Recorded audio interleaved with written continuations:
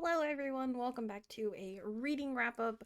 This video is going to be for February and also for March because February I only read 4 books. It was not a very productive month, so I figured I wouldn't have too much to talk about, so I was like, let me just squish the two of them together. Um, so yeah, thanks for coming, and if you've read any of these books, please let me know what you thought, especially some of the ones that I kind of had a little bit of a harder time. There are a few arcs that we're going to be talking about, which are advanced reader copies if you are unfamiliar or kind of newer to the bookish community. And that has been really exciting to kind of have the opportunities to do that.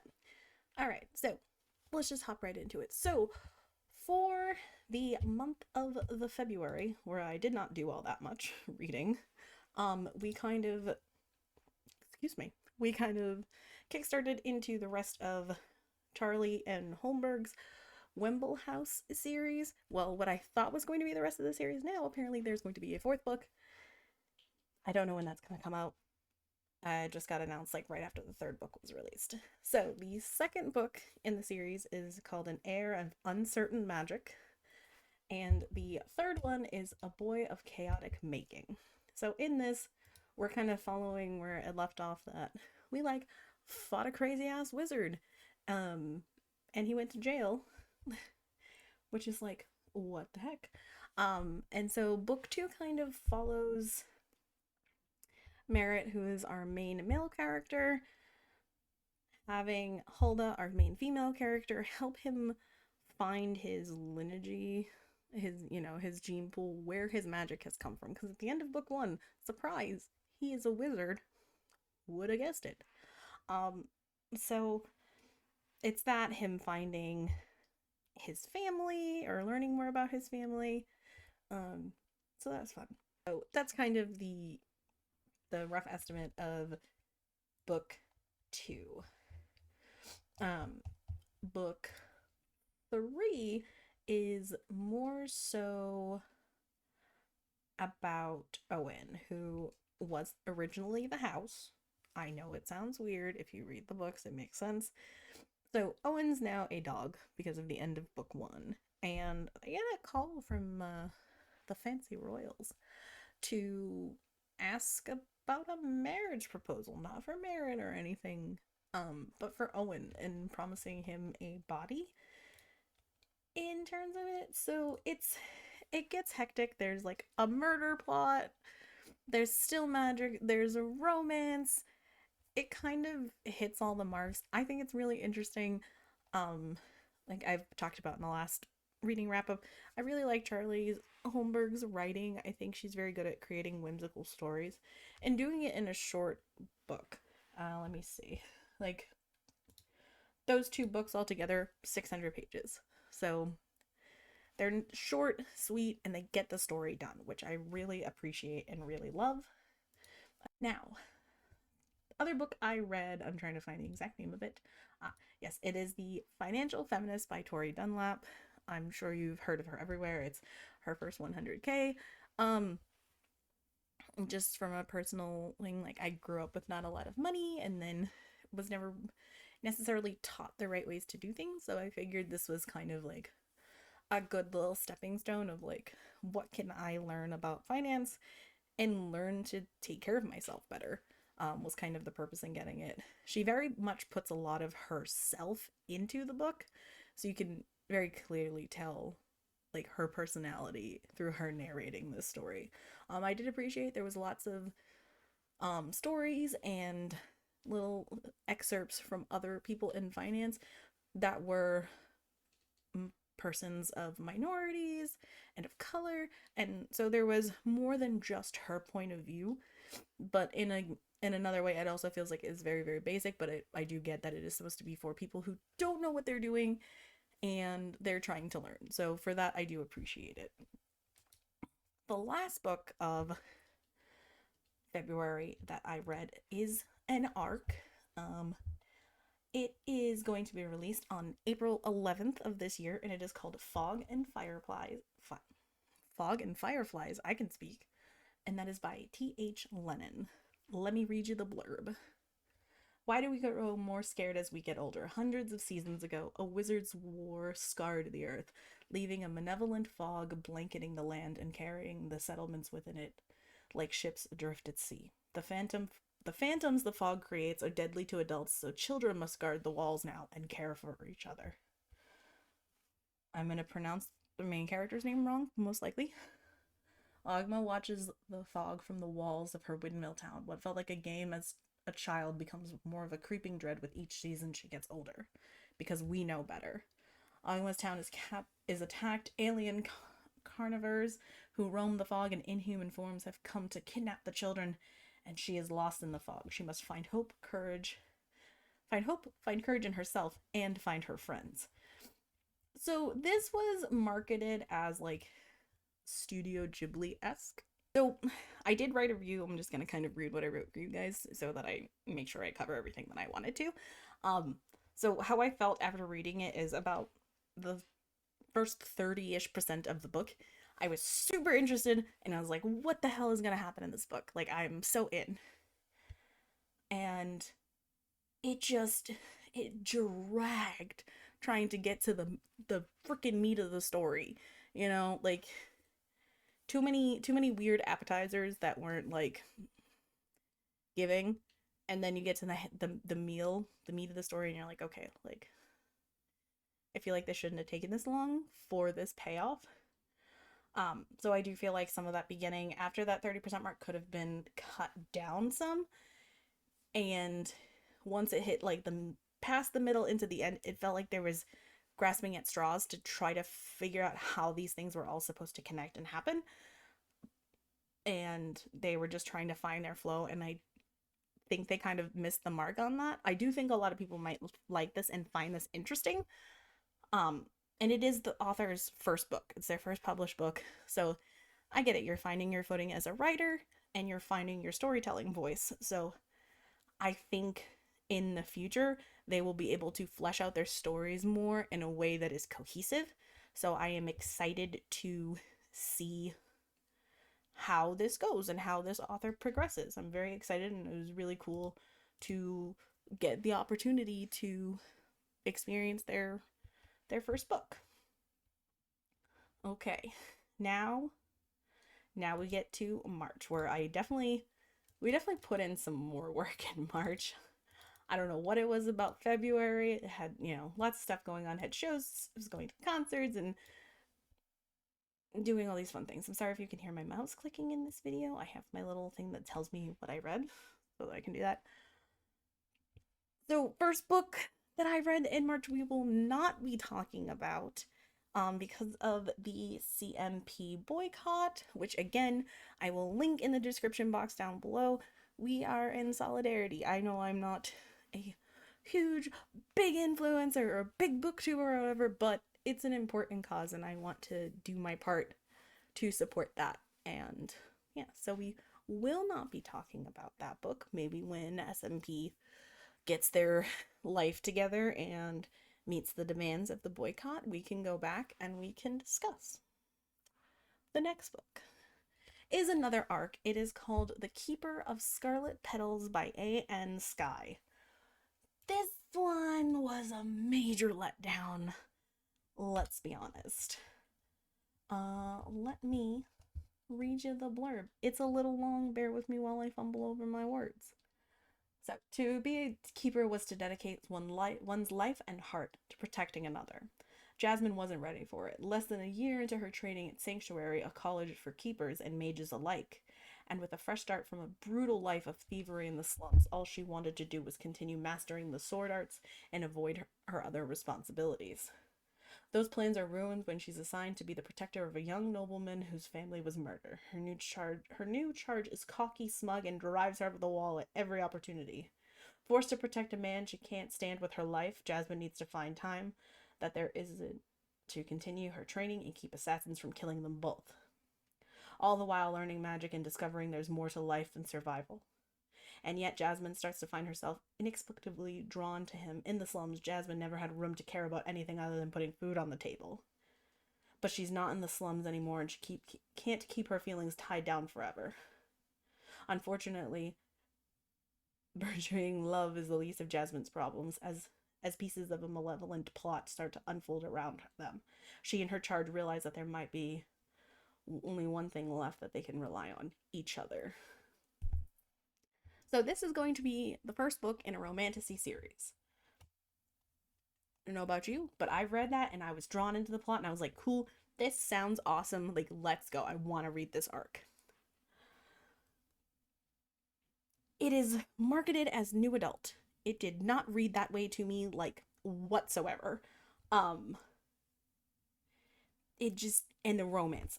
We talk about the romance. At least our main male character, whose name is Asher, you can see it. It's talked about in that book early on that, like, he has feelings for our main girl, Jasmine. Like, he's like, I want to court her.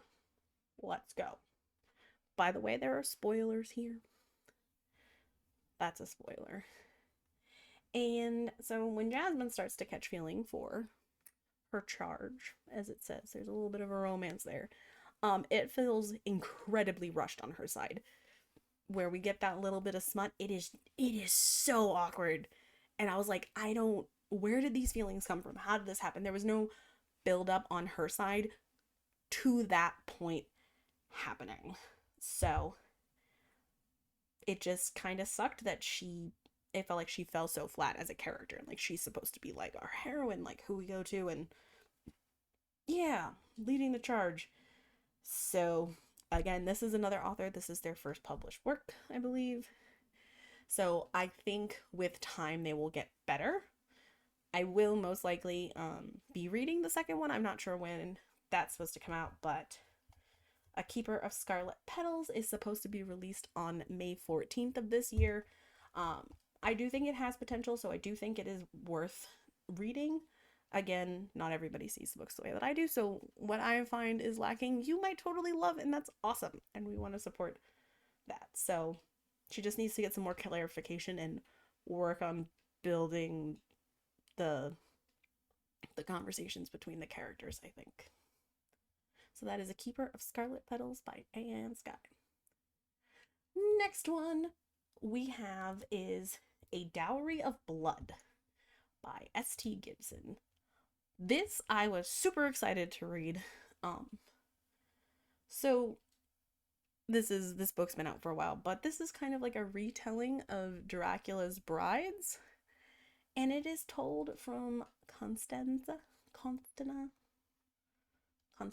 There we go. I can talk. Names. Easy peasy. Got it. It is mostly, all of it is told from her point of view and from when she is found and just the life that she lives. And what I loved so much about this book is it has horror aspect to it. It has the fantasy. It's historical fiction. It's talking about going through time, like they're in Vienna at one point and like the war is happening and all these crazy things.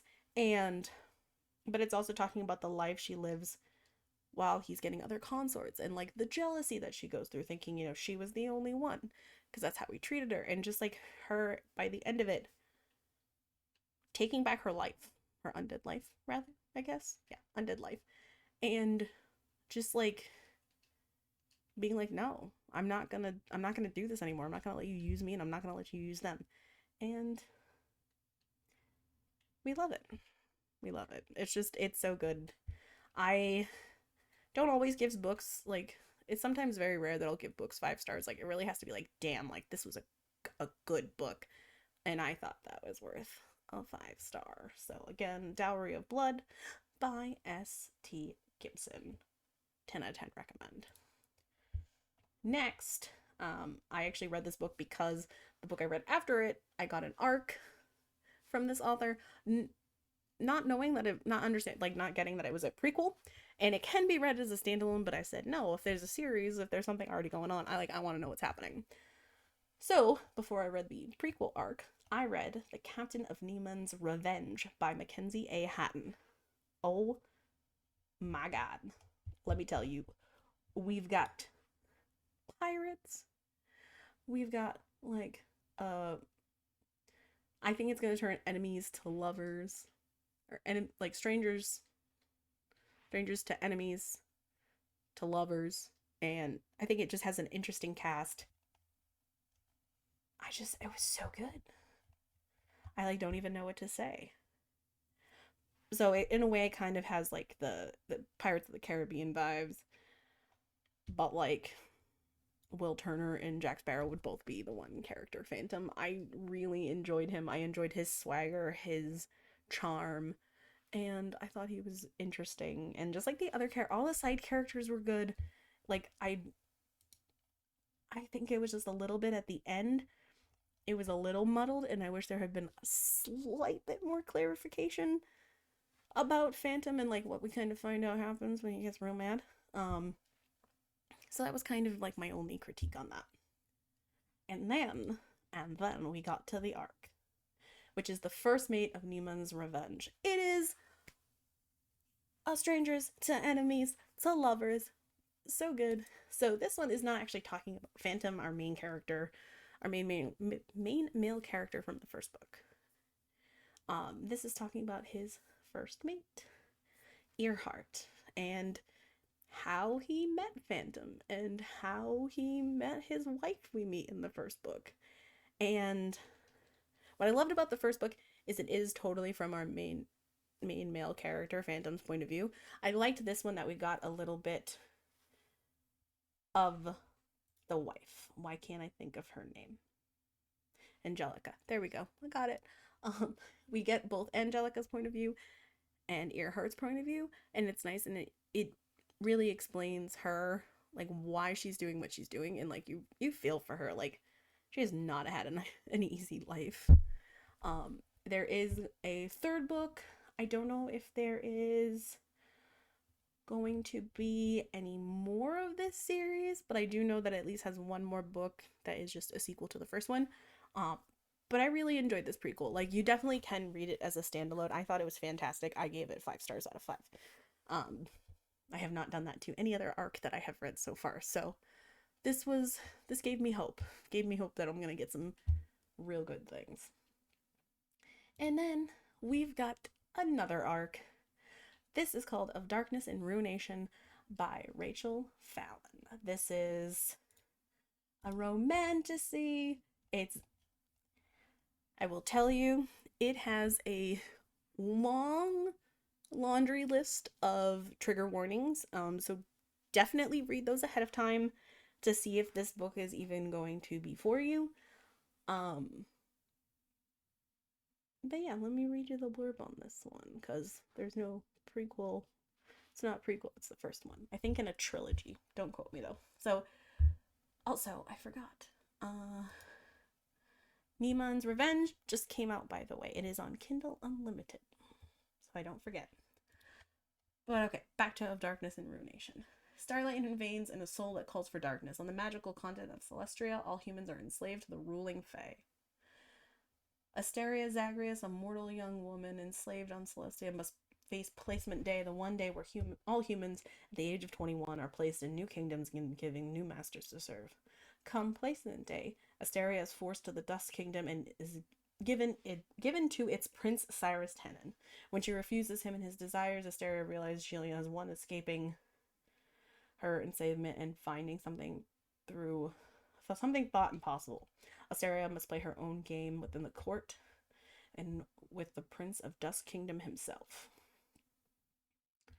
I'm not gonna read all the blurbs about the whole thing, but that's kind of the gist of it. Cyrus is terrible. I'm just gonna put this out there. This is not a villain you should love. Like, not at all. I hope she does not give him a redemption arc, because I just want him to see him get the shit kicked out of his face, truthfully. Fumbling over my words because he made me very angry. My reviews, my thoughts. Oh, the big thing that I really, really loved about this book is I love the dedication, and the dedication is to those held down in any way.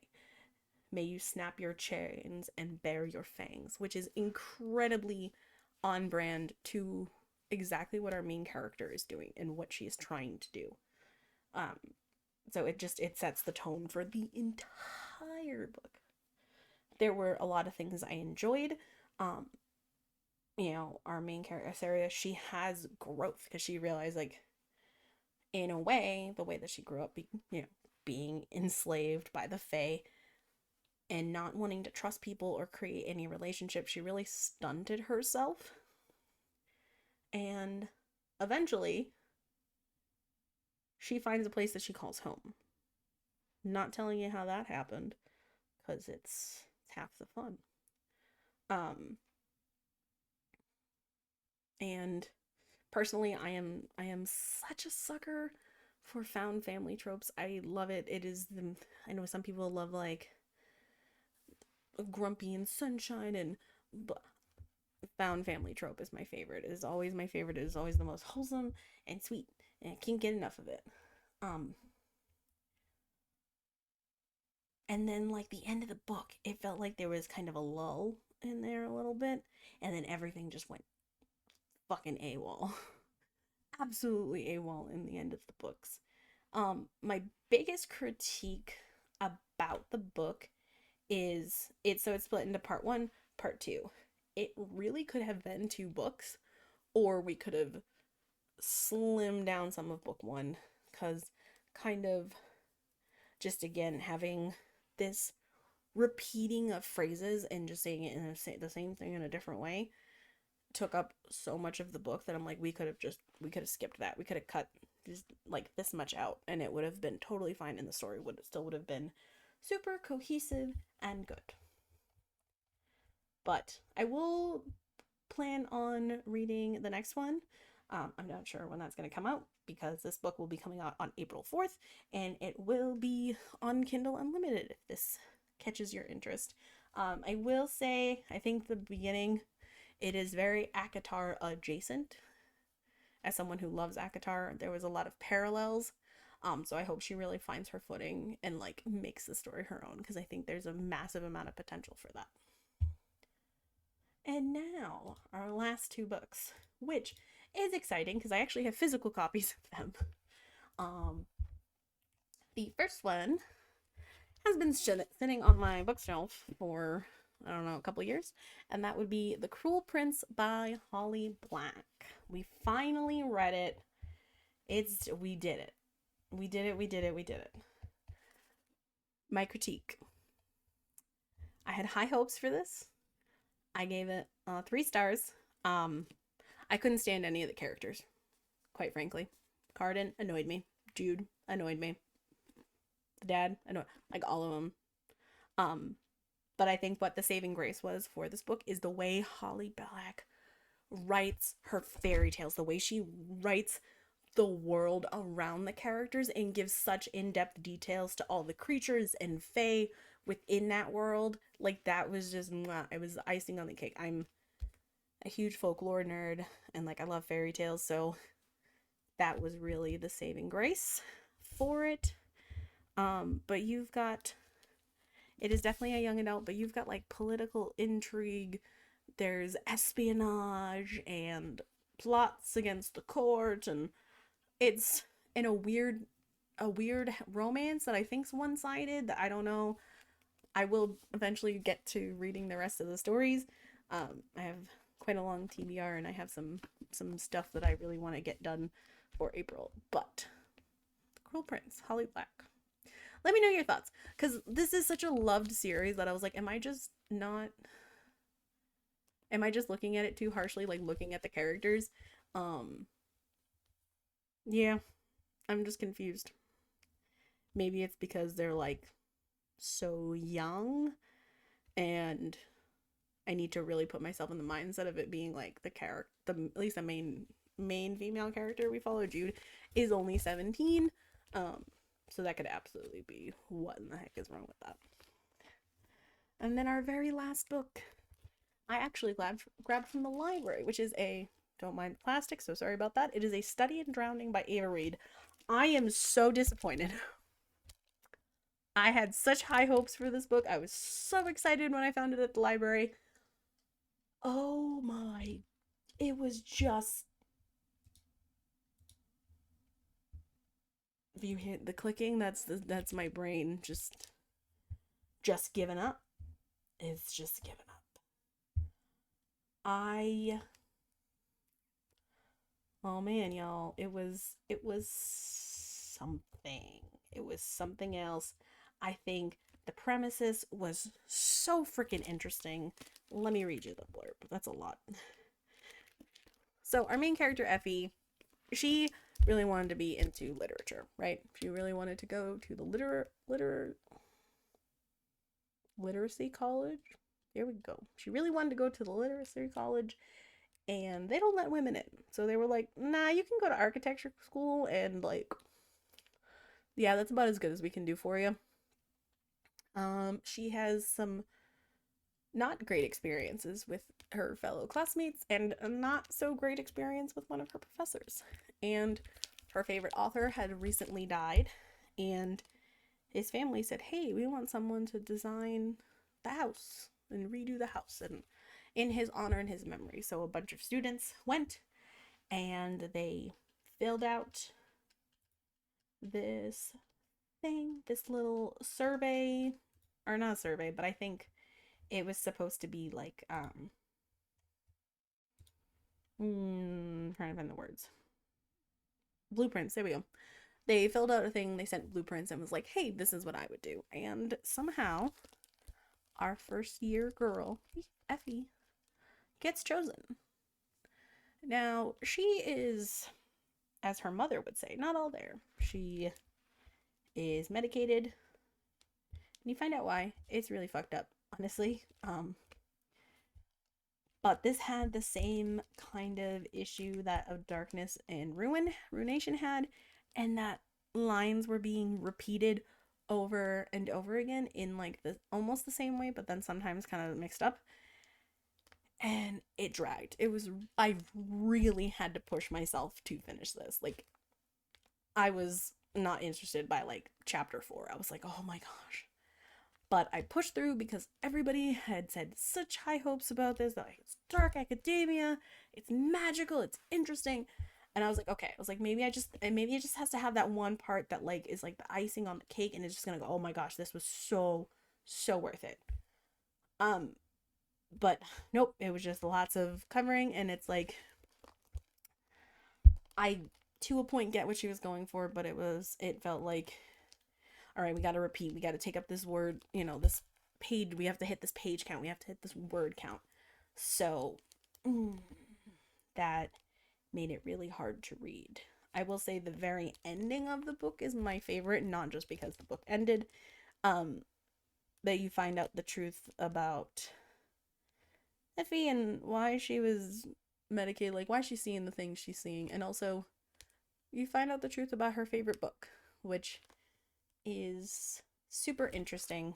I will still recommend it because I do think that there are people that this will totally hit with. But for me, it was just, I gave it a 2.5 for the ending. And that's really about where it was. Like, I don't have too much. I do know that Ava Reid has 2 other books. I can't remember the name of the book she's already published. And then I know she has Lady Macbeth coming out. I do plan to read Lady Macbeth in hopes that maybe this was just kind of not the right read for me for her, and that there is something else of her works that I will truly enjoy. So, yeah, I would pick it up, but just be potentially prepared for disappointment because I was not prepared. No one warned me that it might not be as good as everybody said. So I'm here and I'll warn you. I'll let you know. But yeah, those are the books that I read in February and March. I have about 8 books planned for April, so here's hoping I can get through them. I have a couple of more arcs that I would like to get through. Yeah, and if you're curious about what I'm reading when I'm, not before I get to the videos, I do have Goodreads and Storygraphs, which are always linked down below. You can always add me on there. Send me a message on YouTube. Join the Discord. Find me on Twitter. Find me on Instagram. Let's chat books, please. I love to hear recommendations and hear people's thoughts because everybody reads books different. So I'm curious to see how you interpreted things that maybe didn't stick out for me. And I hope you all have a great rest of your day. I hope you're all doing well, staying warm. and go have some water. Go hydrate. I'm gonna go do that now. I will see you all next time.